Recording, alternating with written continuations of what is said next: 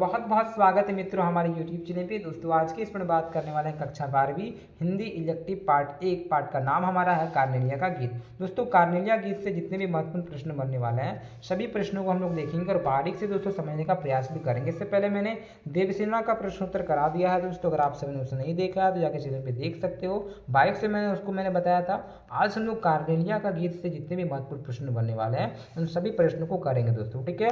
उससे पहले जितने भी छात्र हमारे चैनल को सब्सक्राइब कर ले दोस्तों, क्लियर। तो चलिए भाई, आज का जो पहला प्रश्न आप सभी का पूछा जा रहा है कि कार्नेलिया का गीत कविता में प्रसाद ने भारत की किन किन विशेषताओं की ओर संकेत किया। देखिए कार्नेलिया गीत के बारे में आप थोड़ा सा आपको बता देता हूँ। कार्नेलिया जो है ना वो सेल्यूकस निकेटर की पुत्री थी। बात ऐसा है कि 305 ईसा पूर्व में चंद्रगुप्त मौर्य जो कि मौर्य वंश के संस्थापक होते हैं और सेल्यूकस निकेटर, इन दोनों के बीच में युद्ध होता है जिसमें सेल्यूकस निकेटर हार जाता है और चंद्रगुप्त मौर्य दोस्तों जीत जाता है। तब उस स्थान पे क्या होता है ना, सेल्यूकस निकेटर की जो पुत्री होती है इनका नाम था कार्नेलिया, ठीक है, जिसको हेलेना भी बोलते हैं। उनका विवाह हो जाता है चंद्रगुप्त मौर्य से। उसके बाद चंद्रगुप्त मौर्य के बाद वो जो कार्नेलिया आती है भारत, और भारत में आने के बाद सिंधु नदी के किनारे बैठती है और भारत के बारे में देखती है, भारत के प्रकृति को लेकर, भारत की यहाँ की व्यवस्था को लेकर, यहाँ के लोगों को लेकर बहुत ही कुछ बताती है गीत के माध्यम से। तो इसी प्रकार से ये है कार्नेलिया का गीत, जिसमें भारत के बारे में यहाँ पे यहाँ वर्णन किया गया है, भारत की विशेषताओं को बताया दोस्तों, ठीक है, इसकी अच्छाई को बताया गया, ठीक है। अब समझ गए कार्नेलिया का गीत क्या है। तो वो गाती है सिंधु नदी के किनारे बैठ के दोस्तों। तो पहला जो प्रश्न आप सभी का पूछा गया दोस्तों कि कार्नेलिया का गीत कविता में प्रसाद ने भारत के किन किन विशेषताओं की ओर संकेत किया। दोस्तों इसमें जो है ना कार्नेलिया का गीत में भारत की किन किन विशेषताओं के बारे में वर्णन किया गया, किन किन विशेषताओं को बताइए, वो आपको बताना है। तो कुछ इस प्रकार से आप उत्तर लिख सकते हैं दोस्तों। आप बोलिएगा कार्नेलिया का गीत कविता में प्रसाद जी ने भारत के निम्नलिखित विशेषताओं की ओर संकेत किया है दोस्तों, ठीक है। उसके बाद आंसर लिखना है। देखिए कार्नेलिया जब आते हैं यहाँ पे तो सबसे पहले भारत का प्राकृतिक सौंदर्य के बारे में बताती है कि भारत का प्राकृतिक सौंदर्य बहुत ही अद्भुत है। प्रसाद जी ने इन्हें मधुमय देश कहा है, इसलिए अब देखिएगा कविता में लिखा है अरुण ये मधुमय देश हमारा, ठीक है। तो कवि ने यहाँ पे दोस्तों, ठीक है, प्रसाद जी ने मधुमय देश कहा है। भारत की भूमि पर सूर्य की पहली किरण पड़ती है। विशेषता में ये भी बताया गया है कि भारत की भूमि में सूर्य का पहला किरण पड़ता है दोस्तों, ठीक है। इस देश में अनजान व्यक्ति को भी आश्रय प्राप्त होता है दोस्तों। विशेषता में ये भी बताया गया कि भाई यहाँ है ना अनजान व्यक्ति को भी आश्रय मिलता है, ठीक है। तो सबसे पहले यहाँ पे क्या बोला गया, प्राकृतिक सौंदर्य में यहाँ के नदी, पेड़ पौधे, जल जंगल बहुत ही अच्छा है, हरा भरा है दोस्तों, ठीक है, इसकी विशेषता बताता है। फिर बताता है कि सूर्य की पहली किरण यहाँ पे पड़ती है और भी अच्छा लगता है देखने में। फिर यहाँ की लोगों के बारे में बताता है कि यहाँ पे अनजान लोगों को भी, अनजान, ठीक है, पक्षी को भी यहाँ पे आश्रय मिल जाता है दोस्तों। कोई भी लोग आता है, भारत के लोग बहुत अच्छे हैं, ठीक है। अतिथि देवो भव, हम लोग सबको अतिथि को देवता मानते हैं, इस प्रकार से सबको अच्छा मानते हैं हम लोग, है ना। इन विशेषताओं के बारे में बात की है। भाई भारतवर्ष के लोग के हृदय दया, करुणा एवं सहानुभूति की भावना में, ठीक है, ओतप्रोत है। फिर बताती है कि यहाँ के लोगों के मन में किसी प्रकार का कोई जेलनेस, इनमें मतलब वो ईर्ष्या नहीं है, ठीक है।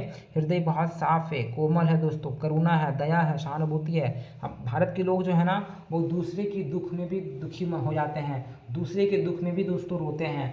आप उसको पहचानते नहीं है, नहीं जानते, लेकिन कोई दुर्घटना हो गया तो आप उठा के जाते दौड़ के उसको उठाते भी हैं और उसका इलाज भी करवाते हैं। आप आसपास में देखते होंगे, आप अपने अगल बगल में किसी का घर में कोई दुर्घटना हो गया, कोई घटना हो गया, अगर वो रो रहा है तो आपकी माता, आपकी चाची, आपका अगल बगल आप लोग भी जाके उसके सामने रोते हो या तो फिर मदद करते हो। तो ऐसे हैं भारत के लोग और इन विशेषताओं की वहाँ पे चर्चा की गई है दोस्तों, ठीक है।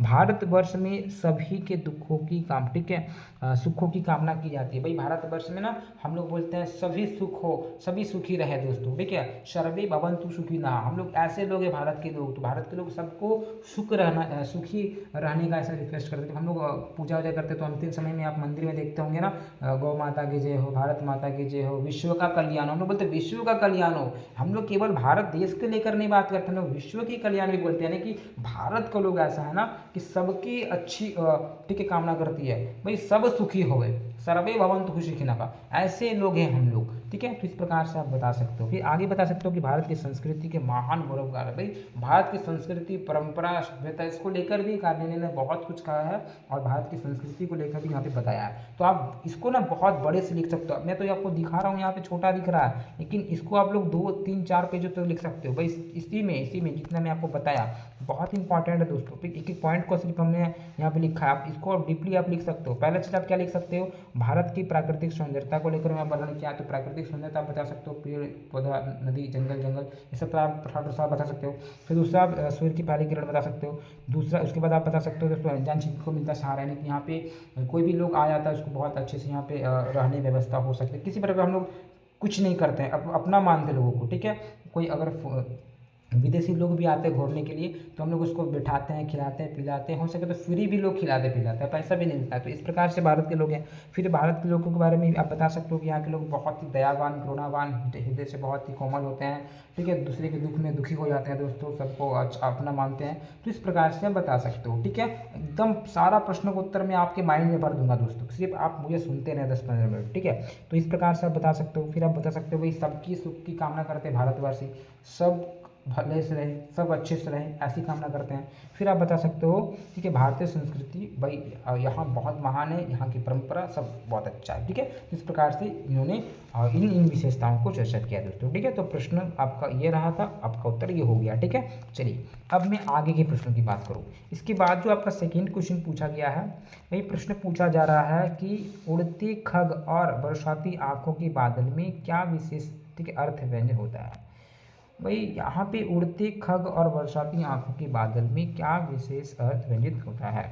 आप इस प्रकार से उत्तर दे सकते हैं दोस्तों कि उड़ते खग जिस दिशा में आता है वह देश भारत है। उड़ता हुआ जो खग है ना, वह जिस दिशा की ओर आगे बढ़ता है, जिस दिशा की ओर जाता है, वह देश कौन है, वह देश भारतवर्ष है, अपना भारत है, ठीक है। यहाँ पक्षी तक को आश्रय मिलता है, ठीक है।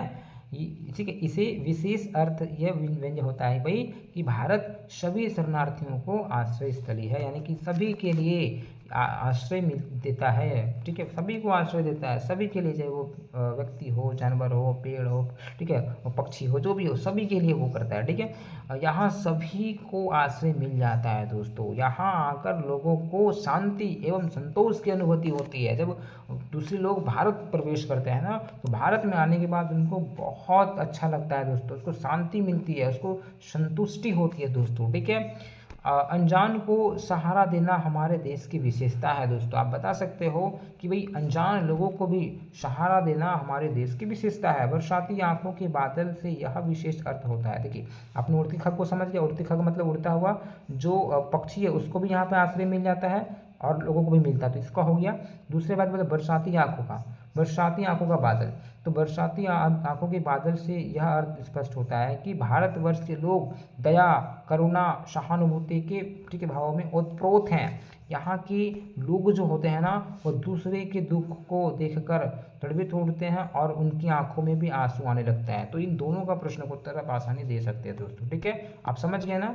तो उड़ते खग का मतलब बता सकते हो, तो इन्हें यहाँ सभी पेड़ पक्षी पक्षियों को भी मिल जाता है सहारा, ठीक है, अनजान लोगों को भी सहारा मिल जाता है। और बरसाती आंखों के बादल में आप बता सकते हो कि दूसरे के दुख में भी ये लोग दुखी हो उठते हैं, ठीक है। तो इसका भी प्रश्न का उत्तर आपको समझ में आ गया है, क्लियर। तो चलिए बात कर लेते हैं इसके बाद अगला प्रश्न आप सभी से पूछा गया दोस्तों कि भाई कविता में व्यक्त प्राकृतिक चित्रों को अपने शब्दों में लिखें।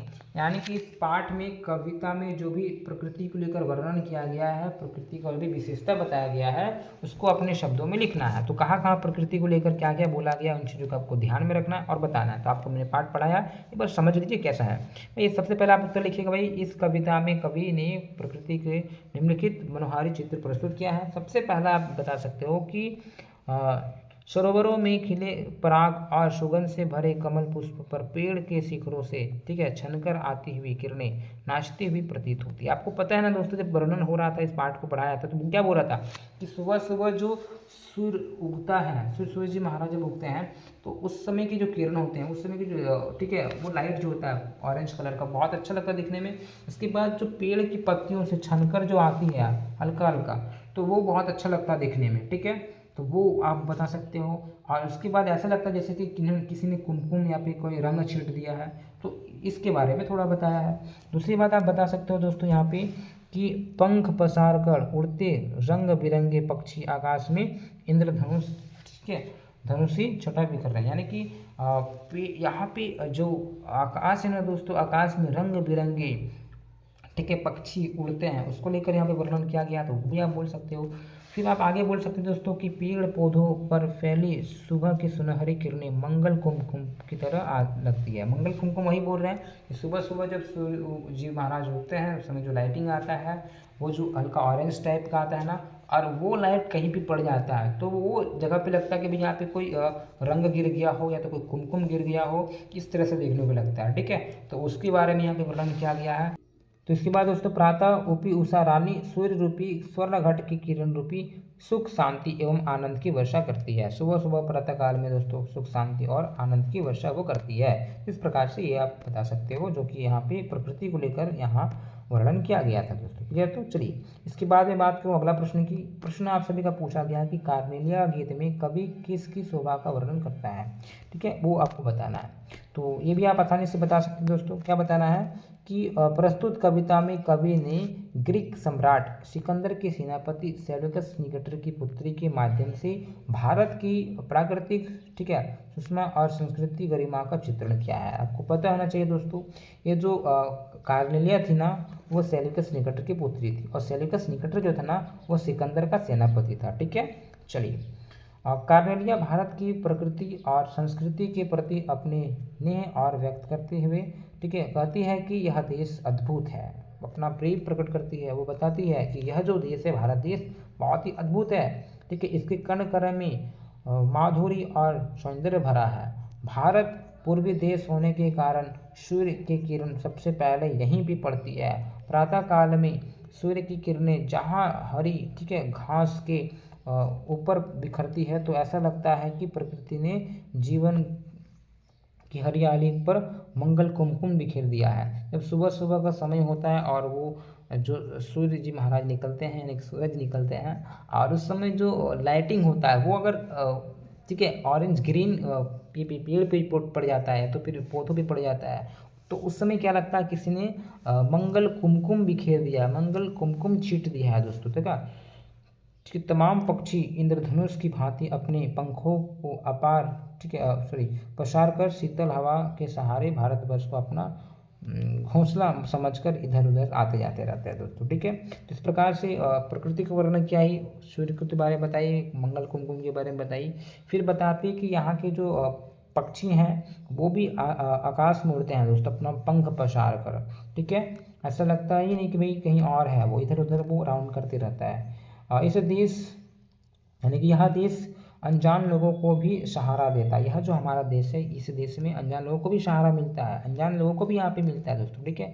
यहाँ के लोग अत्यंत दयालु और परोपकारी हैं, ठीक है, दूसरों को बहुत मानते हैं, दूसरे को परोपकार भी करते हैं दोस्तों, दूसरे के ऊपर, ठीक है, बहुत अच्छा करते हैं ये लोग। कहानी में इस देश में अनुपम सुंदरता और संस्कृति की महानता विशेषताओं की असली पहचान व्यक्त की गई है। तो इस पार्ट में, इस कहानी में दोस्तों भारत की संस्कृति को लेकर, भारत की महानता को लेकर विशेषकर वर्णन किया गया है, और इस देश की संस्कृति की परम विशेषता अनजान, ठीक है, को सहारा देना और लहरों को किनारों देना है, ठीक है। इस प्रकार से ये जो कहानी है इसमें विशेषकर ये बताया गया है कि इस कहानी में ये जो हमारा देश है भारत देश, वो अनजान लोगों को भी सहारा देता है दोस्तों, सबको किनारा देता है। तो इसी प्रकार से हम लोग बोलते हैं ना दोस्तों कि सर्वे भवन्तु सुखिनः, सर्वे सन्तु निरामया, सर्वे भद्राणि पश्यन्तु माँ का शिष्य दुख बात कभी। यानी कि भाई ये जो हमारा देश है सबको, सबकी सुखी की बात करती है, सब बढ़िया से रहे, सब मंगल से रहे, किसी को दुख ना मिले, ऐसी हम लोग भाव रखते हैं,